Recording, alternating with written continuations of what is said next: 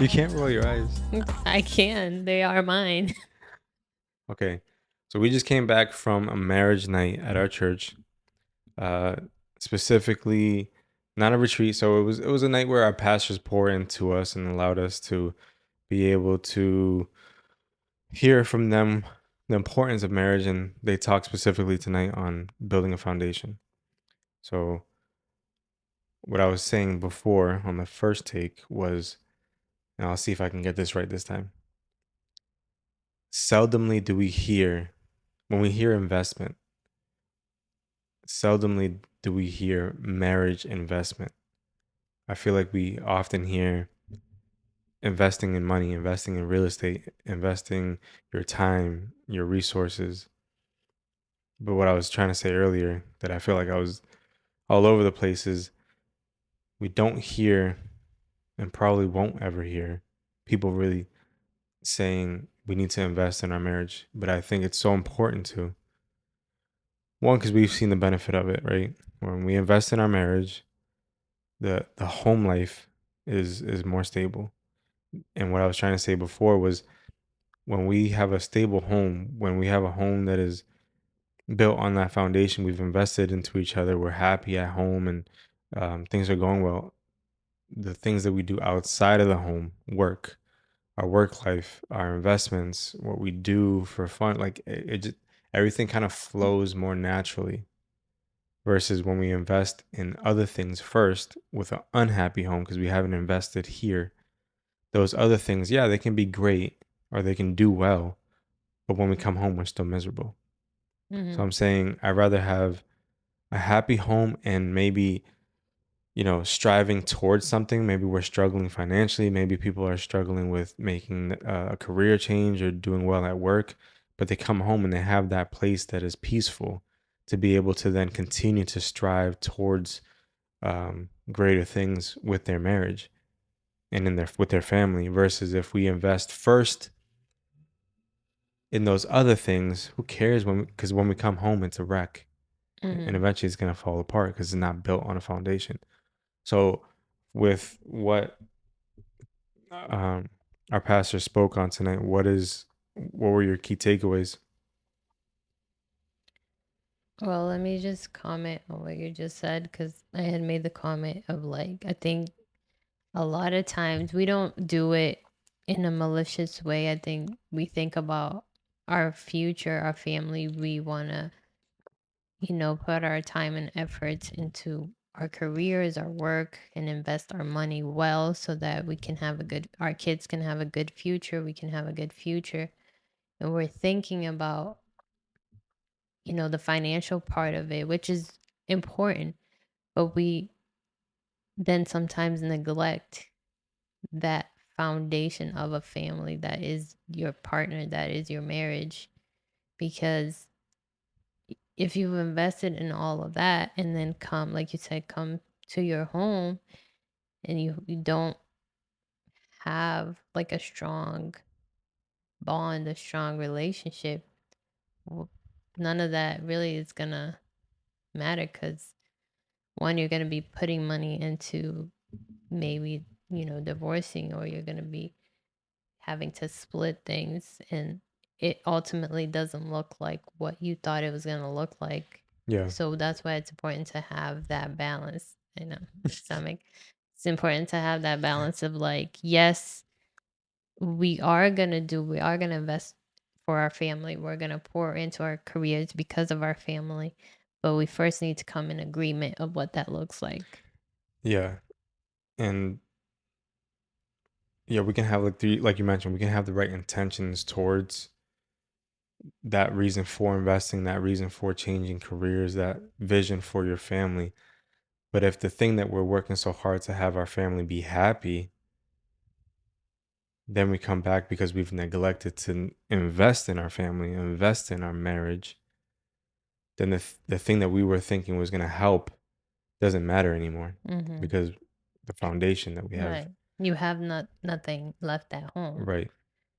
Like, guess You're you're still building, gonna you're have building, you're building a house for something that is going to be torn down anyway. you're building a house on top of sand with no Mm. foundation. Well. That's how they do it in Brazil, right? Um, yeah. Some some places.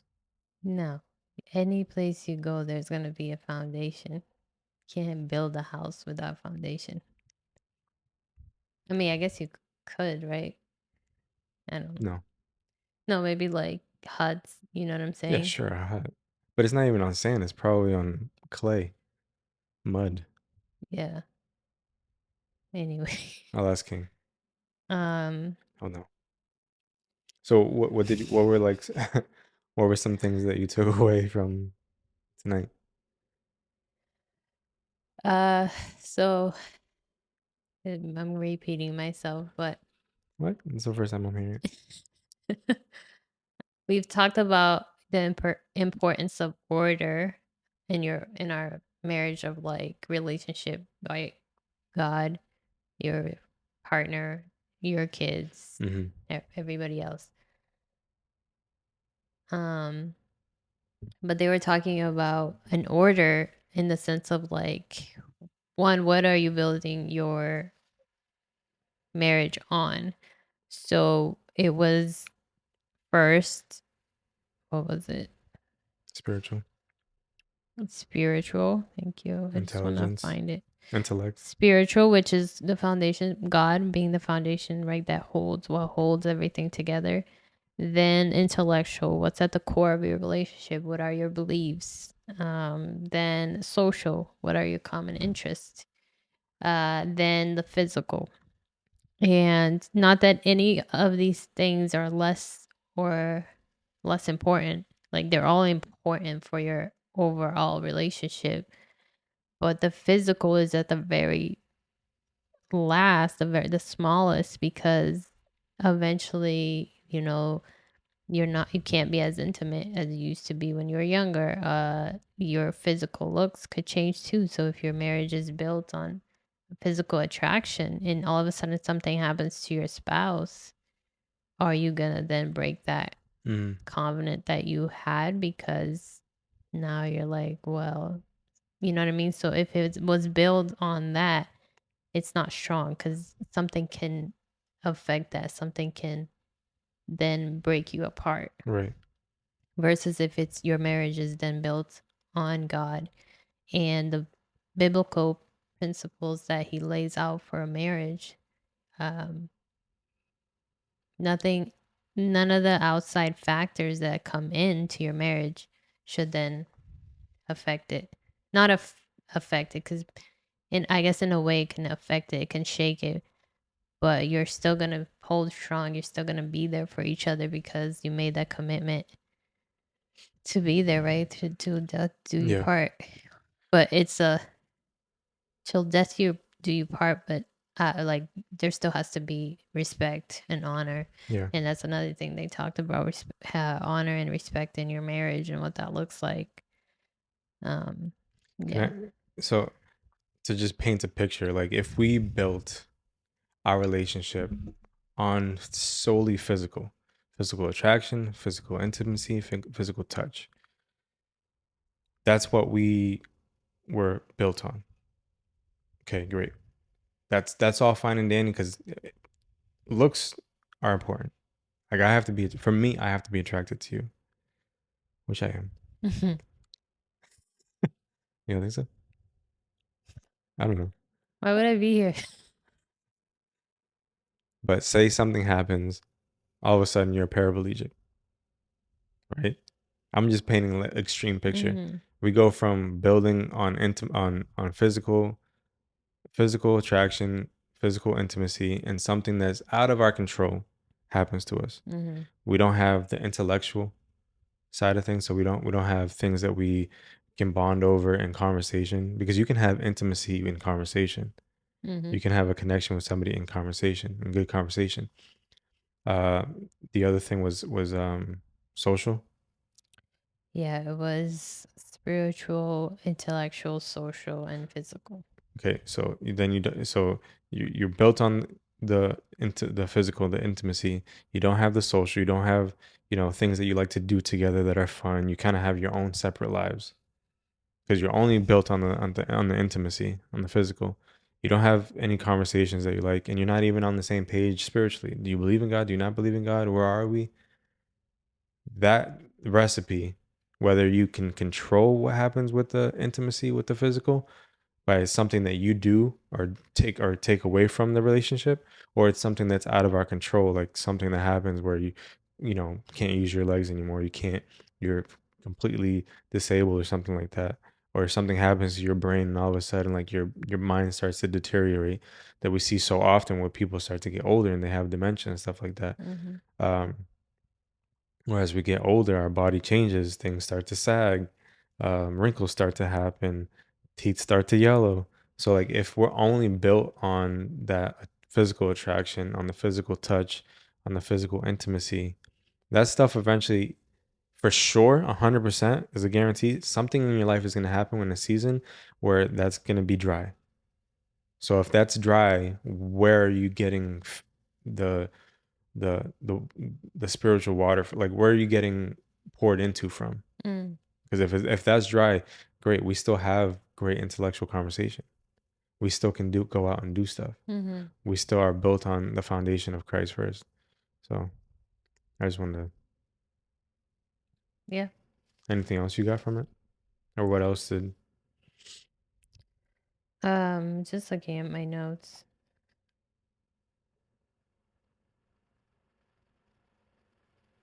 Um, Also, I liked one thing that the pastor brought up, which was to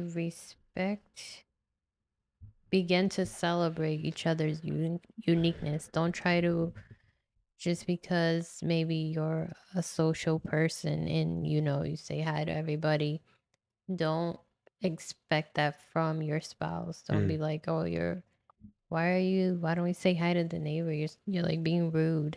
yeah. Like, everybody has their own strengths and weaknesses, and you criticizing something that you see in your spouse that's not like you isn't gonna all of a sudden make them go, oh yeah, you're right, absolutely right. No. And it's understanding that maybe I don't know, they have a slower time getting to know people. It's not just like you could say hi to anybody. But I like that he said, celebrate each other's uniqueness, because you complement each other too. Yeah, I Because think if you were the same, it's tough to. How are you gonna? If you're this, like if you were the same person, that's gonna be boring. Because what do you bring? Like what do you bring? mm-hmm. You know what I mean? Not only Like what do you what can bring. you what not what you bring, but like how do you fill each other's gaps? Because your strength can help me, but my strength can help you in Right. certain areas. Yeah, I think he put it, celebrate your uniqueness in your oneness. So you're still one, but your uniqueness is what allows you, like you said, to bring that difference to each other, to complement one another. And he also mentioned that the person I fell in love with, why am I trying to all of a sudden change Mm, them? that's true. Yeah. For what reason? To make them more like me, because we think that's gonna make the relationship easier. Mm-hmm. But I feel like if we were stuck with our own self all day long, I don't think we'd get along with the person as much as we think we would. No, I could Because definitely say I wouldn't. if I'm a dominant person and if I like to make decisions myself, okay, if I'm marry the same person, we're just gonna be two people fighting for dominance as Mm-hmm. far as like making decisions. So that But also, you're just gonna be like risk after risk after risk without thinking about right, the details. yeah. So that you again, the uniqueness is what allows us to be one. Mm-hmm. Yeah, I like that. Yeah. Let's see what else. Do you have anything that stood out to you? Yeah. Uh, I mean, so eh, we they talk tonight out of Ephesians 5:22, which so many people hear, and then he brought it up tonight too, where it says, "Wives, submit to your husbands," and that's it. People stop. And but I like the fact that they were talking about how there's so much that's kind of a one part for the woman, but Mhm. there's so many more things that happen for us as men that we need to submit to and that we need to challenge ourselves on so that we can have a wife that submits because you can't follow someone who's not willing to follow as well. Yeah, but also like submission doesn't look like, oh, you're gonna do everything that I say, you're gonna agree with everything that I'm saying. No, Because you're both you're leading in the sense of because my submission is to God right. and So God you wants the both best have for to our be marriage. submissive. Yeah, Well, one, you both have to be submissive to God. right. Um, but also I feel like you both come into submission to each other, like to respect one another. And it's not like, oh, what I say goes. No, it's like you have to still come in agreement to what you're doing in your home with everything that you do. Yeah, I feel like when people well, I'll speak on myself because I feel like in the past when I've heard the word submit, I think about okay, I have to submit, therefore what do I lose? But we do lose something, but it's something that we need to lose because God knows that there's something more to gain on the other side. So it's not like we need to switch the thought that comes to our mind of I need to submit, what am I going to lose? And switch it for I'm going to submit and what am I going to gain from that submission? Mm-hmm. What I'm gonna gain is um, favor from God. I'm gonna gain the ability to lead my wife, lead my family. I'm gonna gain the ability to have a different perspective with the way I come into my marriage and the way that I lead. I'm not leading with authority on do what I say. I'm leading with a servant's heart. And Right. that's the submission that we get. That's what we get when the submission to God happens, not a submit, lose, lose. It's a submit, lose, win. But also, like, think about what the rest of what the verse says. It's like you're to love your wife like you love your body, right? You're to take care of your wife as you take care of your body.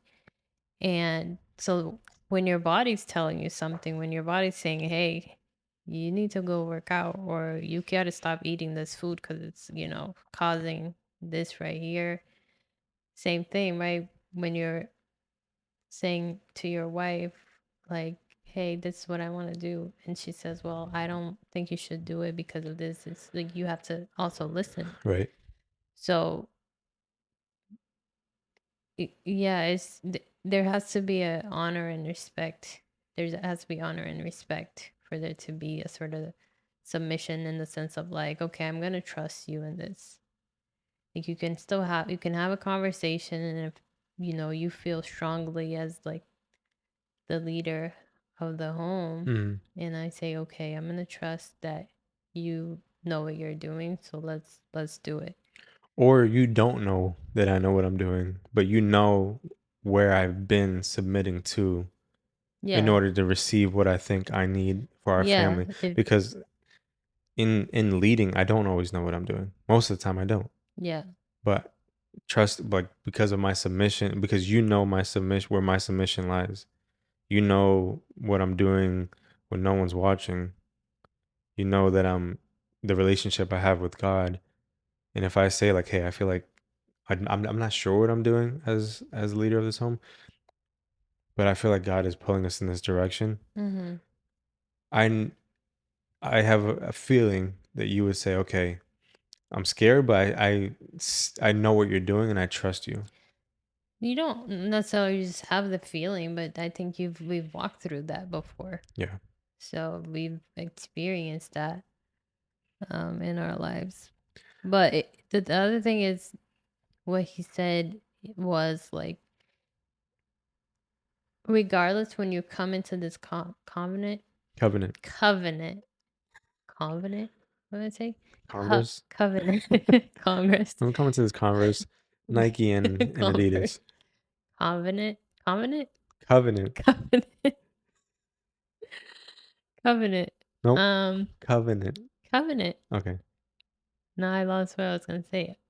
When we come When you into come into the I was when you're about to say it, I'll say it for you, and When then you come into the covenant. covenant, um, you're not it's gonna make it easier if we all do our part. Regardless, you ought to do your part because you didn't come into the marriage as a if he does it, I'll do it.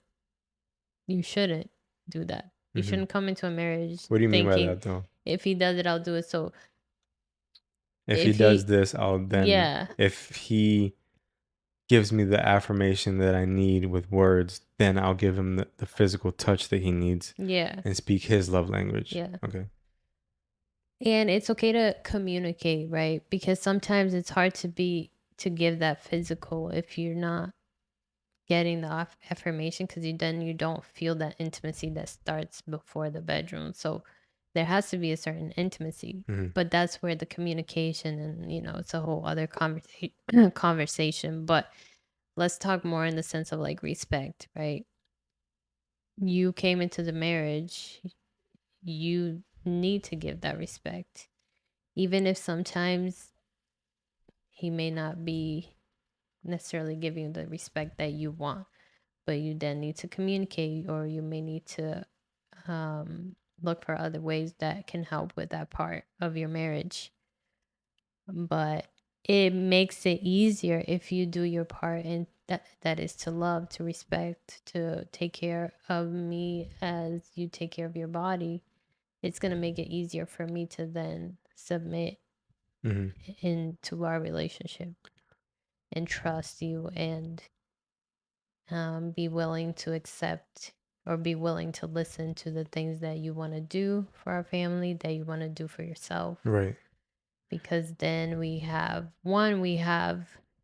um, a trust in God, most importantly, but then we can also trust each other because I see the way that you take care of me, that you take care of the kids, the Yeah. home.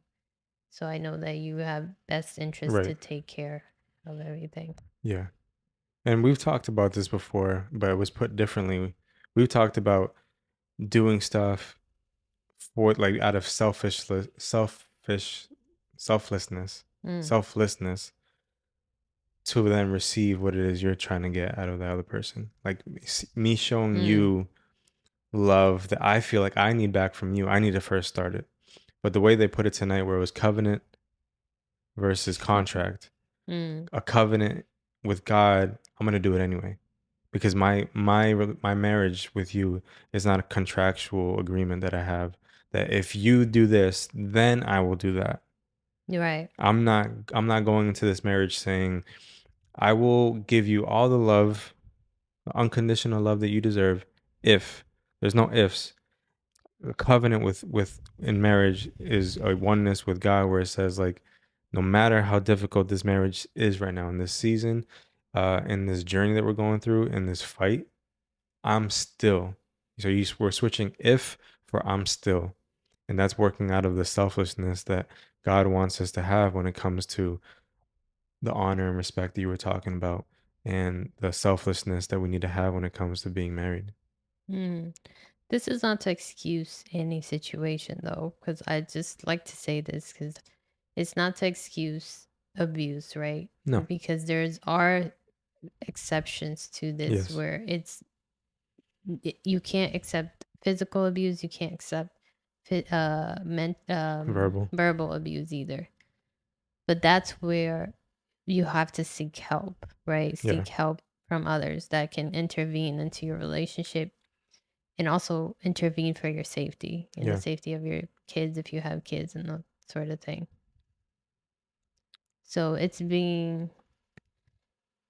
really comes down to preparing, being mindful of who you're marrying, like looking at that order of marriage, like, is this person also being intentional about their relationship with God? Hmm. Because that's something I strongly believe. Um, our intellectual part lined up? Like, do we believe the same things? Because a lot of times I think I can dress. thank you. People will go into a relationship or marriage and they'll accept something just because they are like, I feel like I just need to take this next step and like I need to get married and we'll figure this out. Mhm. Um, but it's so important. Don't keep brushing it under the rug. Um, Not that you can't be with that person, but try to work this out before you go to the altar, because you can still do therapy Yeah. in a relationship that's not a marriage. Yeah, and don't be embarrassed either. Yeah. 'Cause I feel like And I mean I have friends who do this and they've benefited a lot from doing therapy because of the issues they're having that they can't just therapy, premarital brush. counseling, Yeah. counseling once married, therapy once married, marriage groups, Yeah, marriage that's nights. something that we have to look into. What? Therapy. I don't need no therapy. I do. That's It's a something defense thing. Like, no, that's something I really would like to try because it's not something we've tried before, and yeah, I would love to see the benefit that it adds to our marriage. yeah. I'm gonna be honest. A little bit of it scares me though too, because, and here's why. I know what you're gonna Are they say. just what? I know what you're gonna say. No, I just feel like they're gonna be poking the bear. That's the I know, point. and that's the point, and Because poking the bear means what? You're gonna deal with that part that is hard. Because that part comes out once in a while, like pokes back out, and it affects your marriage. yeah, So then you attack it and you're like, oh, let's pull that out. Let's see what's going on over here. Then you finally come to the realization of like, why is this something that comes up every so often? Like we're yeah. doing so good and all of a sudden And this comes a up. lot of the things that we have brought into a marriage are deeper rooted than the surface level of what we think it is with maybe, oh, like, oh, this is a marriage issue. Like, no, this is a 20 years, your childhood Mm-hmm. issue that is coming up in the marriage today. Yep. Yeah, I Yep. mean, I'm not opposed to it. It's just a scary thought to say like, oh, things are good. Let's do therapy. Mm-hmm. But it's better to do therapy when things are good, I feel like, than wait until things are at a boiling point, because then it's, Well, it's also you're more likely to offend one another when things are at that boiling point, because you know, you're even like what defensive. pastor shared this tonight, which was Ooh, a yeah, very vulnerable thing, I was like very thankful that he shared that. yeah, Is like they were going through therapy and she was, she was like, oh, argue about something, and they started arguing and she was expressing herself, she started crying, and the therapist asked him, how do you feel about like her crying because of your like of what you guys are talking about? And he said, honestly, I could care less. So imagine no, doing therapy in that point in your marriage where you're like so hurt that you're literally like crying and your spouse is saying that they could care less. It's something that's hard to come back from when you're like, when you when you hear your spouse say they don't care about you, are so hurt that you're like crying, mm, and yet they're here like I don't care. So like to then see them now coming back, coming out of that place of hurt, out of that place of like, I'm so tired of this. It's, I mean, it's really refreshing. Like, I think to hear someone say, like, I've been here, I've been to the bottom, I've been to where I was like so tired of everything and not seeing any change, and yet we got out of it. yeah. I think it's such a cool full circle story where it comes to needing therapy, needing your marriage to be restored, needing for change to happen, needing a breakthrough on the brink of like throwing out divorce as an option, or even how he mentioned tonight where someone had attended, it was like a last resort, like, all right, we're gonna do this last thing in our marriage before we give up. Mm. Yeah, they did was a marriage group. Yeah, Mm. but then for them to now be, so I say full circle because they were at that point and now because their marriage has gone through the therapy, has gone through the changes, has gone through them, you know, um, putting in the effort, putting in the work. Now they're full circle to then pouring into other marriages. Mhm. And But that's a also to that saying like we've been there. but that's a full circle thing that we need to do in our lives in general. Like it may not look in the same context, context, Mhm. context of being on a stage and preaching, but what we grow in this life, we're not meant to just hold it and store it for ourselves. Like, how can we be better for ourselves and then pour into other people? Mhm. Because when we actually pour into other people, that allows us to continue to grow. Because Yeah. when we just if I were to just pour a cup all the way to the brim just for myself, okay, that cup is filling me up. That's fine. But if I'm able to continue to pour and pour, and then that cup fills someone else's, and they're able to get, quenched from their thirst, that allows us to continue to grow Yeah. and be better and be more accountable in our we're Yeah. using marriage specifically in this situation, but Accountable. Yeah. that was a vulnerable moment for them, but also a good visual of what full circle can really look like. Yeah. Um it's also important for us to share because a lot of times we think we're so unique in our problems. Yeah. We're so like no, this is all only we've been through this. Only my spouse does this. And it's not unique. Nobody is unique in that specific area. Everyone has an issue. Even yeah, I won't go there, but it's gonna bring up a subject that I'm not ready to talk about. But even yeah, I don't know where I was going because I just blocked that thought. But just like you may be going through a thing that's unique to you, but somebody else is going through a thing. Everyone's going through a thing. But you know what the devil does? He's a feeder of pride. Yeah. Because tonight I was thinking to myself so often, like, oh, we're I was like checking off boxes in my head. I'm gonna be vulnerable here. I was checking off boxes in my head of like, oh yeah, we do that, we do that. Oh, we're good here, we're good here. Oh, we've talked about this on the podcast. We've talked about that on the podcast. And like as he was talking, I was like, God, like strip me away of this pride. And the devil wants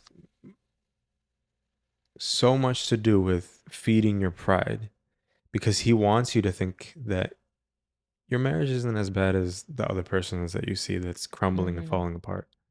You're okay. Don't work on it. Let it fester. Hold that in. Don't communicate. He's wanting you Yeah, to do that's not that. a big deal. You don't have to talk Yeah. about that. Oh, like, oh no, you'll be fine. He allows you to compare someone else's worst marriage to your marriage that's not good. Do you want to have a great marriage? No, no, I just don't want to be as bad as theirs. Hmm. And like tonight, the whole night, ego, pride, I was like, guys, just like please strip that away because I don't want to ever think that me and my own doing, I'm good. Hmm. Me and my own thought of what our marriage is, because God still wants so much more for our marriage Yeah. And just that we because we haven't even talk tapped about into. it doesn't mean that we're perfect at it No. or that we're doing it all the time, every time. And don't think, And that we don't neglect those areas right. too. Yeah. So I think it's always important to come, especially to like events like this with an open heart, open mind. Even if it's something that you know you think you practice or you've heard before, try to listen to the way the person communicates that. Because Mm, sometimes they can say something that you've heard many times in a different way that you're like, whoa, I didn't think about it that way. yeah. I mean, even Ephesians 5:22, like we've heard that before. Wives submit to your husbands. Husbands submit like Christ has submitted himself to the church. But just hearing him say like, yeah, we can focus on wives submit to your husbands. That's great. Say amen, hallelujah. But men, like we have a charge put against us to do so much so that we can. How did Christ love and serve the church? He died for the church. Mhm. Am I willing? Am I submitting myself before God to die before my own desires to put yours first? So just hearing it put in like that context, I think allows for an open mind, like you said, and an open heart to be able to receive something new and strip away that pride that is so prominent in all of us Yeah. to say like, ah, I ain't got it that bad. Mm. You can't compare yourself to any human being, right? Mm-mm. We're all gonna have faults. Ultimately, you have to compare to what God has called you to do in your marriage. Are you living up to that? And that's what your comparison should come from, not to others around you. Um, yeah, because God's the author and the originator, right, of marriage, of Yeah, everything. of everything. But he created marriage to be a beautiful,